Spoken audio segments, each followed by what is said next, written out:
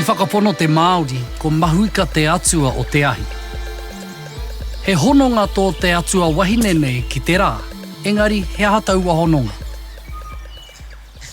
Ko tamanui te rā te pūtakenga ake o te ahi. Ka tonua mai e ia tana tama a auahi tūroa ki te kawe mai i te ahi ki te whenua. Parahuti ana te rere a auahi tūroa i te rangi. Ka tahi ka tiripau iho ki te whenua. Ka moia e ia a mahuika hei wahine māna. Toko rima a rāua tamariki. Ko waimā aua tamariki. Koe nei ngā ingoa o ngā tamariki a auahi tūroa, rāua ko mahuika. Ko takonui, ko takoroa, ko māpere, ko mānawa, ko tōiti. Kei te āhua mōhio koe ki ngā ingoa nei. Akene tonu, koe nei hoki ngā kupu mo te kōnui me ngā mati o te ringa tangata.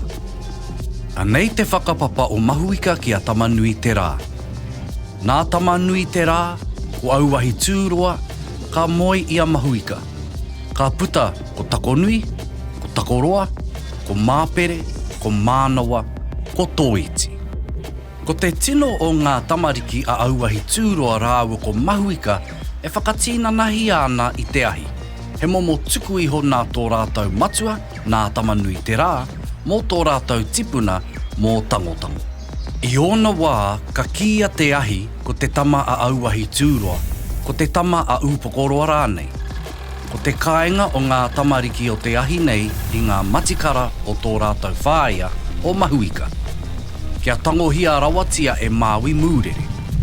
Ko ia nei anō i kia ai ngā matikara o te tangata ko te tokorima a Māui. He aha i tapu ai te ahi ki te Māori. Ki te Māori e tohu ana te ahi i te mana ora, ka mutu, he maha ngā kupu mo ngā momoahi. Ko te kōrero, ka whakanohia ngā atua ki taua ahi, e kōrero ana mo te mauri o ngā atua kei roto i te ahi. He koha mai te ahi nā tamanui te rā ki ngā iwi o te ao. Ka mutu, nā Māui i unu mai kia whiwhi ai te katoa.